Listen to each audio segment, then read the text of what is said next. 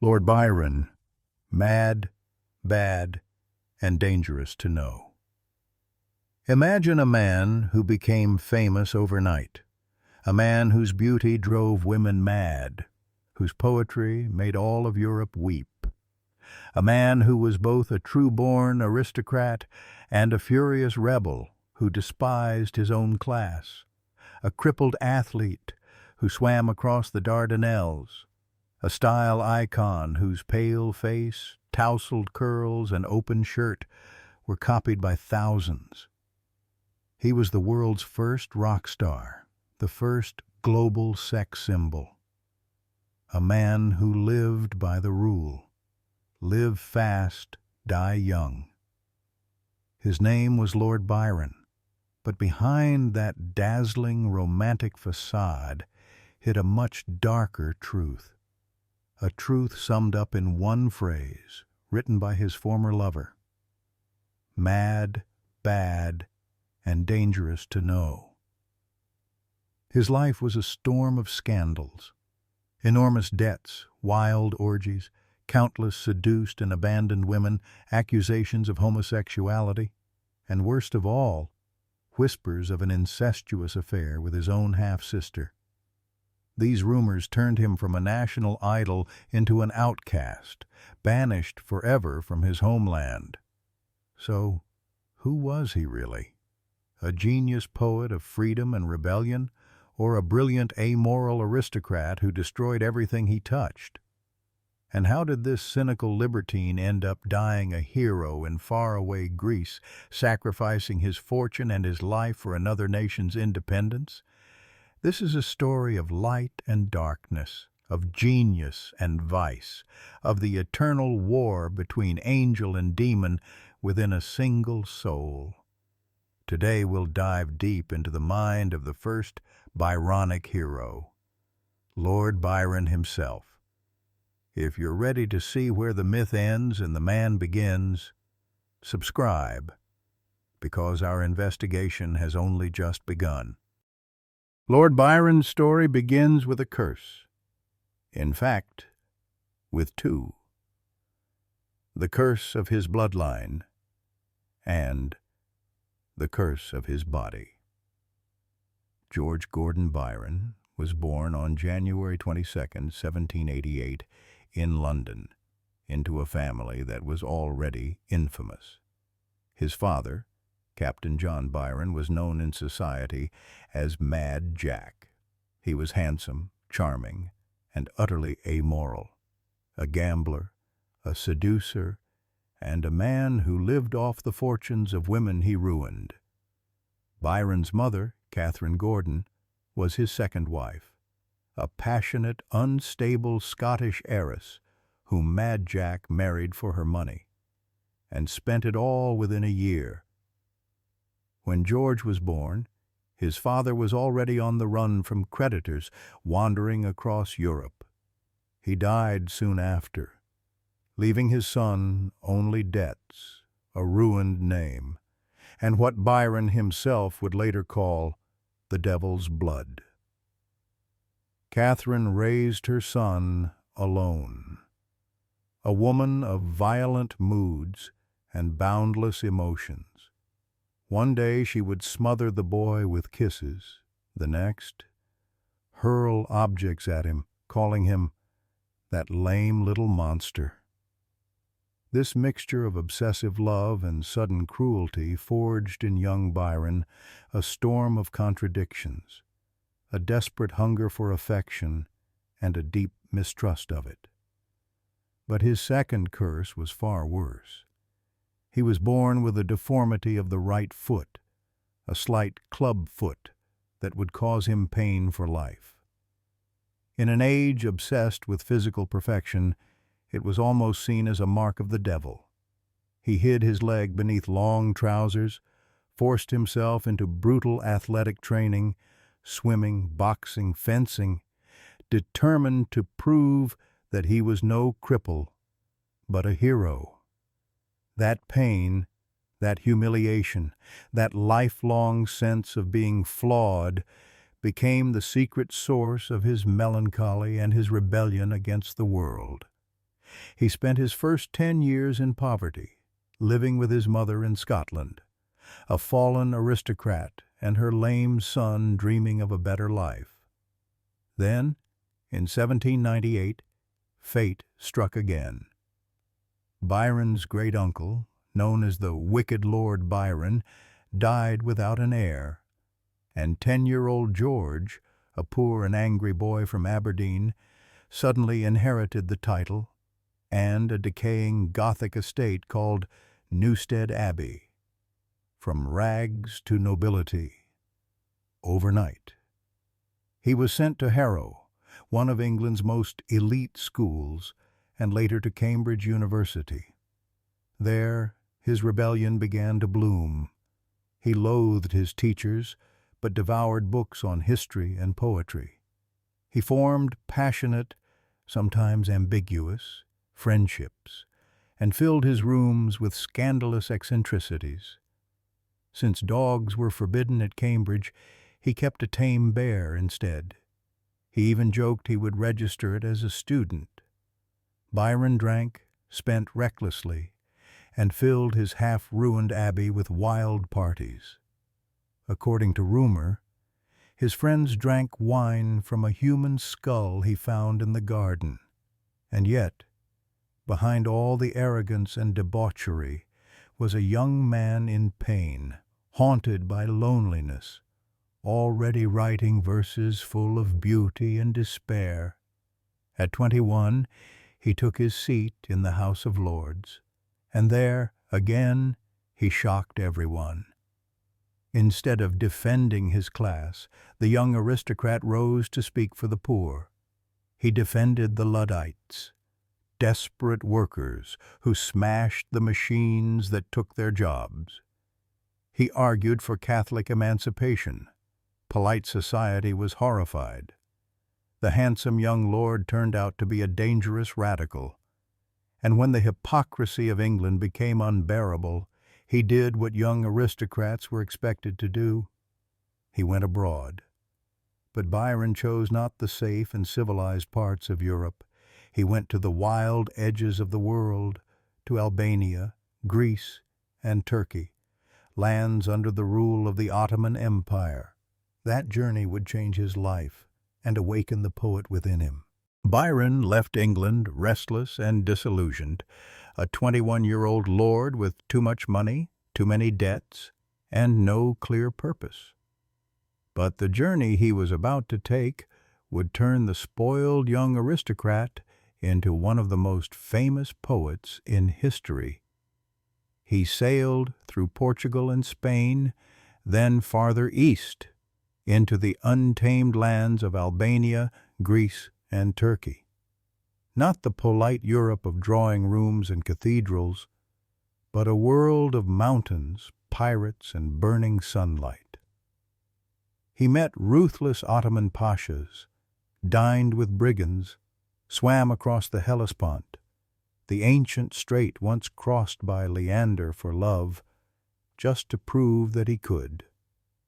And through it all, he wrote. Notes, sketches, fragments of poetry about freedom, beauty, and the loneliness of the wanderer. In these wild landscapes, Byron found what he had been searching for all along, himself.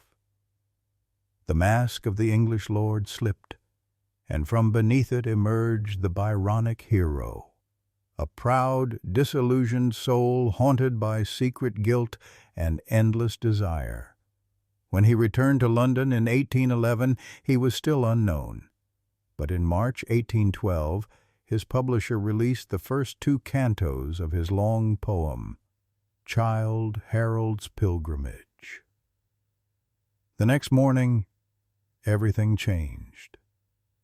I awoke one morning, Byron later wrote, and found myself famous. It wasn't an exaggeration. The book exploded like a cultural bomb.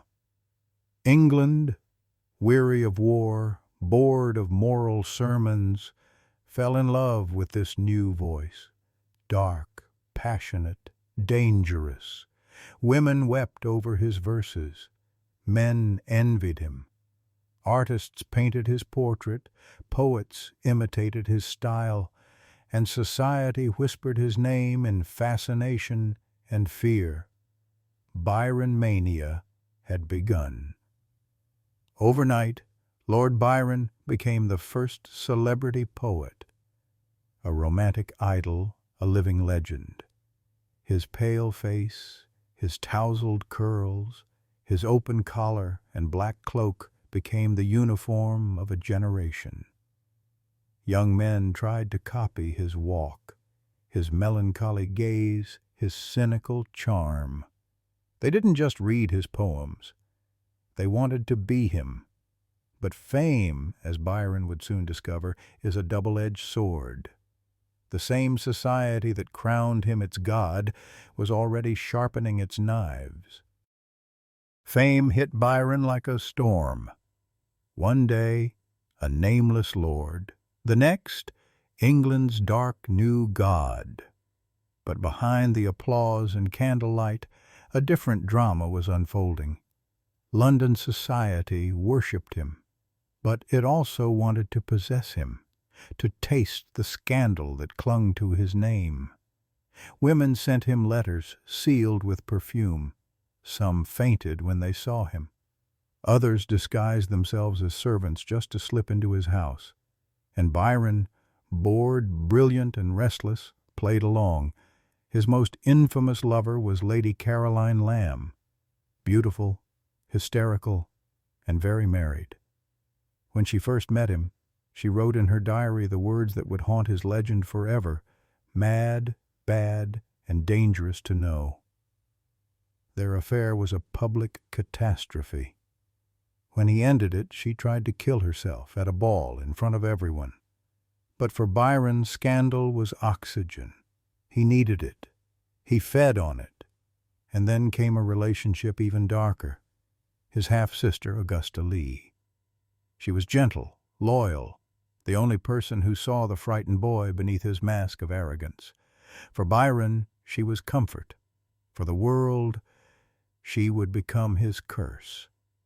In 1813, Augusta gave birth to a daughter, and the whispers began that the child's father was not her husband, but her brother. It was the kind of rumor that could destroy a man, and eventually it did. Still, Byron continued to write like a man possessed. His Giaour, the Corsair, Lara, each a hymn to rebellion, sin, and doomed love, each a mirror of his own life.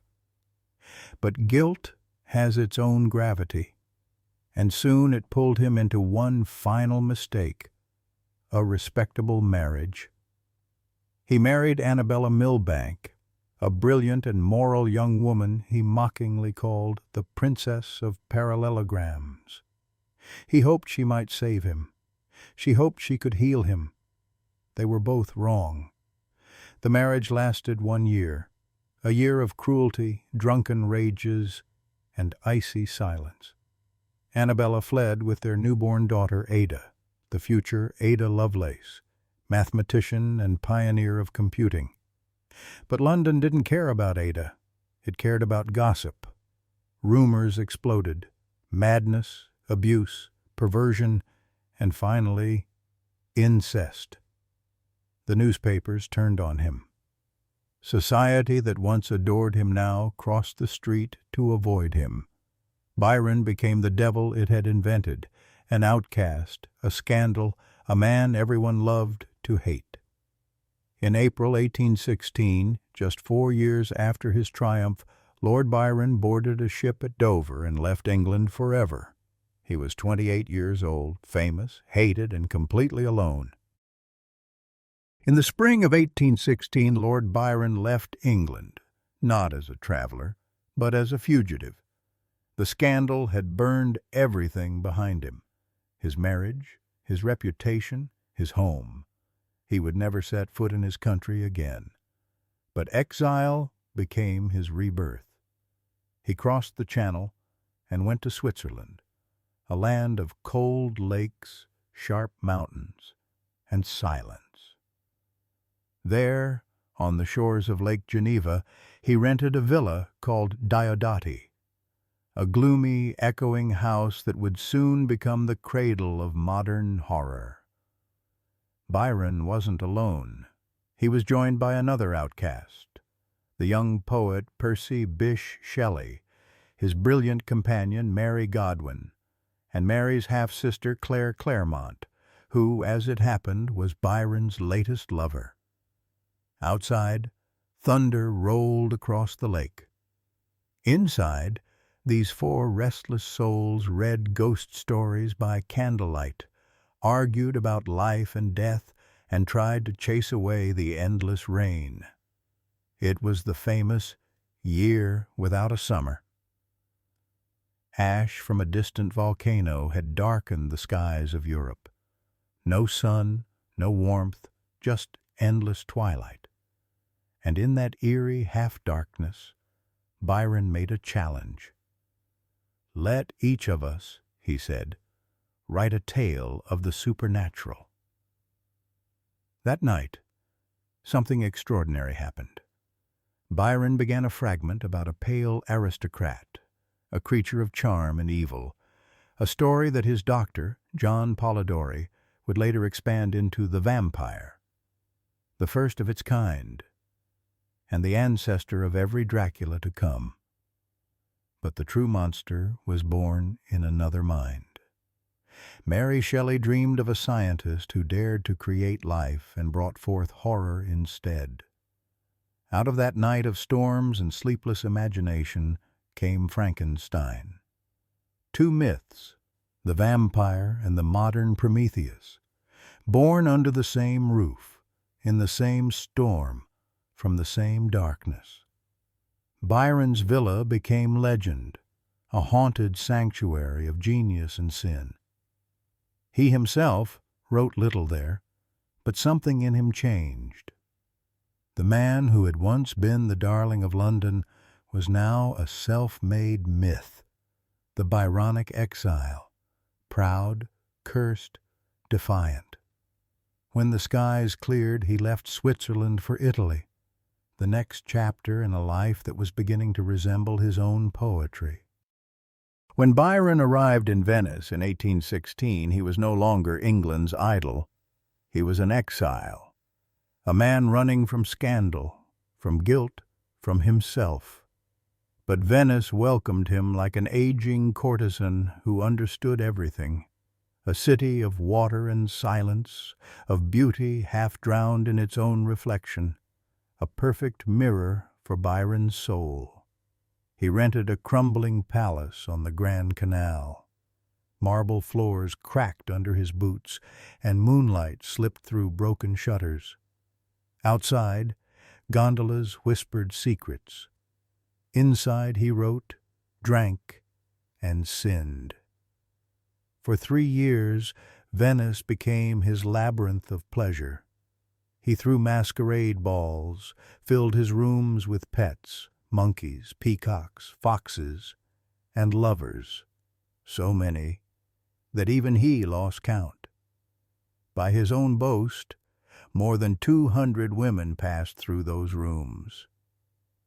The city fed his vices, but it also fed his art. Every morning, after nights of excess, he would rise before dawn and write with furious energy. It was in Venice that he completed Childe Harold's pilgrimage and began his masterpiece, Don Juan. In Don Juan, Byron turned everything upside down. His hero wasn't a seducer, but the one seduced. The poem was playful, scandalous, brilliantly alive. It mocked everything: war, religion, politics, and love, even himself.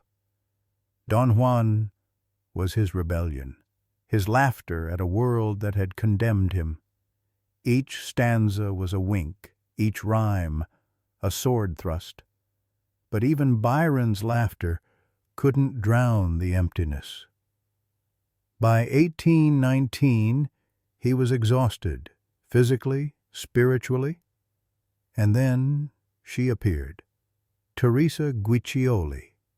She was 19, a beautiful Italian countess recently married to a much older man.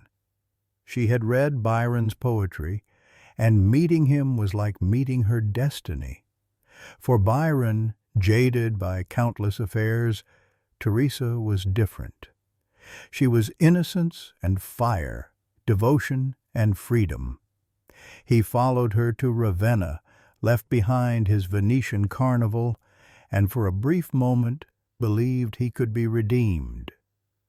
Teresa's family, the Gamba family, were revolutionaries, members of the secret Carbonari movement fighting for Italian independence. And Byron, the English lord who had defied kings and parliaments, joined them. He gave money for weapons, hid fugitives in his house, and wrote, "At last, I have found something worth fighting for." But revolutions rarely end in poetry. The uprising was crushed, and the Gambas were forced to flee. Byron fled with them. To Pisa, to new losses, to new ghosts. In Italy, he had found love, danger, and purpose, but no peace. He was 34 and already carried the weight of a lifetime. By the early 1820s, Lord Byron was tired of fame, of endless affairs, of his own reflection in every scandal. He was 35, but he felt ancient. Then, from across the sea came the sound of guns, and a call he could not ignore. Greece had risen. After 4 centuries under the Ottoman Empire, a small, starving nation had taken up arms for its freedom. To most of Europe, it was a romantic dream. To Byron, it was destiny. He had always loved Greece, the cradle of the beauty and rebellion he worshipped. He had written about it in Childe Harold's Pilgrimage. Now, he would fight for it. He sold his English estate, took the fortune he had left, and spent it all on the revolution. He ordered weapons, paid soldiers, and chartered a ship named Hercules. When asked why he was going, he said simply, "To find a cause that is worth dying for." In 1823, Byron sailed from Italy to the Greek coast, accompanied by a handful of loyal friends and his faithful Newfoundland dog, Lion. The Greece he found was not the heroic land of Homer, but a shattered country divided by rival warlords and corruption. Still, he refused to give up. He used his fame and his fortune to unite the rebel factions, to build an army, to bring order to chaos. He settled in the swampy fortress town of Missolonghi, a place of mud, fever, and hunger, and there he began his final battle. He wrote letters, trained soldiers, paid for cannons and uniforms from his own pocket. He even formed a personal guard of fierce mountain warriors, the Suliotes, and paid their wages when no one else could. He wasn't a soldier by birth, but he became one by will. In January 1824, he fell ill after a ride in the rain. The fever worsened. Doctors bled him again and again, the only cure they knew, until he was too weak to rise.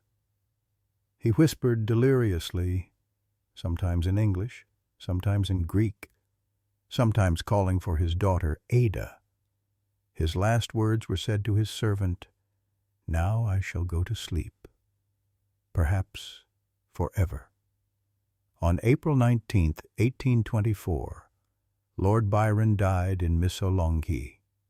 He was 36. He never saw the Greece he fought for become free, but his death ignited Europe.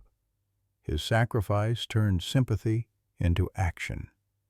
2 years later, the combined fleets of Britain, France, and Russia destroyed the Ottoman navy at Navarino, and Greece won its independence.